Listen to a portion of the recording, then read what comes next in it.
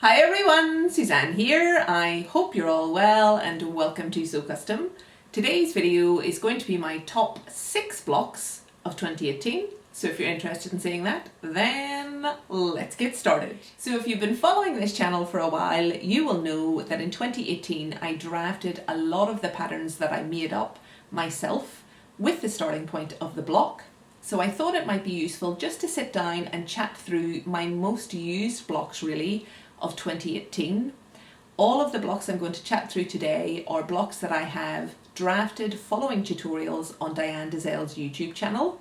I shall link it below. It is well worth a look. So I'm going to chat through how I found the drafting process, some really basic patterning techniques I used in order to come up with my end design. I'll also show a few examples of those end designs. So for those of you that don't know what the block is or haven't come across it in terms of sewing just yet, the block is just a basic shell that is fitted to individual measurements. There's any number of blocks, like you can have a bodice block, all different types. You can have a sleeve block, again different types. Trouser block, skirt block, jacket block, there are loads of them. So as I say, I'm going to chat through my top 6 and I'll kick off with number 1. So this is the very first block I drafted. It's the standard fitted bodice block and it's made for woven fabrics. It just has one front, one back, 2 darts in each. In the front, both emanating from the apex, one to the shoulder and one to the waist. And in the back, one at the shoulder and one to the waist. And this is a super important block to have because other blocks are drafted using this block as the starting point. So I have found this one to be like the most useful block to have. And in terms of drafting, this took me, I would say, about 6 months to actually take the plunge and sit down and draft it. And the reason for that was I was watching lots and lots of videos around drafting, how to draft, what the block is, what it's used for, all of that sort of stuff. And with every video I was watching, I found the techniques used were slightly different in each one. So that was confusing me all the more. And then, as I say, I found Diane Dezel, loved her, understood what she was saying, and just thought, sod this, I'm going to take the plunge. So you do need to take a good few measurements for this one. I needed to get some help taking my measurements because you have some awkward ones around the back that you need to take. And then the drafting process itself, I actually didn't find that difficult, strangely. But all I was doing was copying exactly what Diane was telling me to do. I didn't necessarily understand everything I was doing at that time, and still don't understand some of it. But I did manage to get the block drafted, and I think it probably took me an entire evening for front and back. This is a really great block to have for like dresses or tops that you want the bodice to be fitted. So I'll pop in an example of a little top I made using this block as the starting point. So in terms of the changes I made from the block to this end pattern, all I've done is pivoted the dart from the shoulder on the front to the bust. I've ignored the dart at the waist, on the front and on the back, given myself a little bit of a yoke on the front and back, and then just bound the neckline and the armholes just to finish that off. So that's that one. So I'll show another example of a dress I've made using this block as the starting point for the bodice once I've chatted through block number 2. So this block is just the standard skirt block. It's made for woven fabrics. It's nicely fitted. It has a curved waistline, a dart in the front and a dart in the back, nicely shaped across the hip, and then just straightens out to the hem. And this one, as opposed to the first one, is much quicker to draft. So I think this only took me a couple of hours. There's very few measurements to take.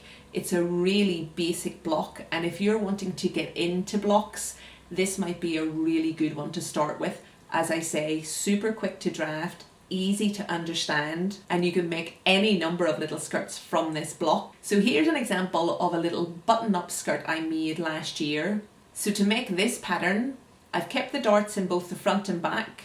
I've given myself a placket down the centre front, added some additional length to the hem, and then tapered in the side seams from about just above my knee down to the hem to give me this nice pencil shape. I've also added a high waist to this one and then popped in some little pleats to give the effect somewhat of a paper bag waist. So that's that one. So then pairing up both blocks number 1 and blocks number 2, so the skirt and bodice, I came up with this. So this is my little stripe number I made last year. And in terms of changes from the block to the end design, I just gave myself on the bodice both front and back princess seams. Super easy to do, super basic patterning techniques. And for the skirt, I've just closed out the darts at the waist, both front and back. And what that does is open up the hem to give this nice A-line shape. I've given myself a placket at the centre front seam, added some pockets, centre back zip, and just very slightly reshaped the neckline. So that's that one. Love how that turned out.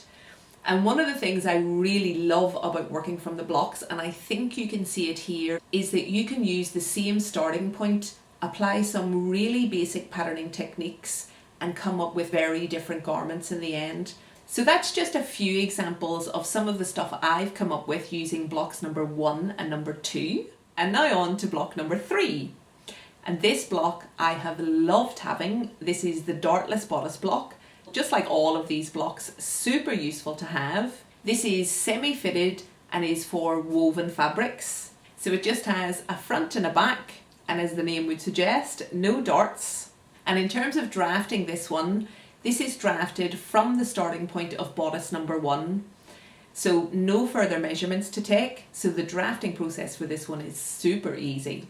And this Dartless bodice block is a brilliant one for styles that you don't want the print interrupted in, or for sort of really lightweight fabrics that you don't want to put extra stitch lines in. I found this one super useful to have. And I'll pop in an example of a little cami top I made using the Dartless bodice block as the starting point. So to come up with this pattern, I have just reshaped the neckline. So I've given myself a nice V-neck at the front and at the back. I've pinched in the arm side just slightly on the front and back, and what that does when you pinch that in is open up the hem width. I've shaped the hem, giving myself a nice little curve to the side seam, cut myself a couple of straps, and then to make the layered detail, I just took a copy of my new pattern, front and back. I think I took about 2 inches off the hem of it, and then just sewed the whole thing up. So love how that one turned out. And then for this second example, all I've done here is keep the bodice front and back exactly as it is on the block. I've just given myself a little bit of hem, and then I've just added this really simple overlay. So the front part of the overlay and sleeve piece are slightly fluted the whole way across. I've given myself 2 pieces and overlapped them at the neckline. And then at the back, again, another overlay, but this one I just haven't fluted as much as the front. With this one, I was trying to copy a garment I'd seen on TV. I think it was a little coast play suit. The top half I was trying to copy. So that's those. Love how those turned out. So that's block number 3, which I'll come back to in a second, but on to block number 4. So block number 4 is just the standard sleeve block. This is for woven fabrics. And this one again is drafted using the starting point, or the measurements I should say, from the arm side of block number 1. So no further measurements to take here. The length of the sleeve is standard, the width across the bottom is standard, and as I say, the sleeve head is drafted using the measurements from the arm side of block number 1. So this again, quick and easy to draft. I would say this took me a little bit less than an evening to draft. So here's an example of a little top I made up last year using both the Dartless bodice block and the sleeve block. So all I did to come up with the end pattern was straighten out the side seam, give myself a little bit of additional hem length, measure down from the neckline on the block to where I wanted my new neckline on the end garment to be, just chopped off the top piece of my pattern, and then for the sleeve I just cut my pattern to the length I wanted my sleeve to be. I then reshaped the sleeve head to make sure that that matched up with the new neckline on the bodice, and then just made the sleeve fluted. So I just used the slash and spread method to open up the sleeve to give me a little bit more volume there. So love how this one turned out. So that is blocks number 3 and number 4. And now on to block number 5. So this one, as opposed to the previous ones, is for knit, so for stretch fabrics. This one, if you follow the same method as I followed, is a dress block rather than a bodice and a skirt. It has no darts either in the front or the back. There is a little bit of shaping at the waist and over the hip, and the block itself finishes at the hip line, and that gives you a little bit of freedom to decide how you want your final pattern in terms of skirt shape to be. And in terms of drafting this one, no further measurements are required. This one again uses the block number 1 as the starting point, so you've already taken all those measurements there. So this, super easy to draft, super quick to draft, and I think to complete this it took me less than an evening. So here's an example of a little dress I made using this block as the starting point. So to make the end pattern for this one, all I did was separate the skirt from the bodice at the waistline, added some additional hem length to the bodice, straightened out the side seam, give myself little kimono sleeves with cuffs, and then for the skirt I just gave myself the length I wanted, which was just below the knee, gave myself a little bit of a pencil shape, so just tapered in from round about the knee to the hem, and then just a little bit of elastic at the waistline. So really love how this one turned out. And before I show a couple more examples of garments I've made using this block as a starting point, I'll just quickly chat through my block number 6, and that is this one. So this is just the standard sleeve block but for knit fabrics. This one again pretty straightforward. So the sleeve length is standard, the width across the bottom of the sleeve is standard, and then the sleeve head is shaped using the measurements from the knit dress block.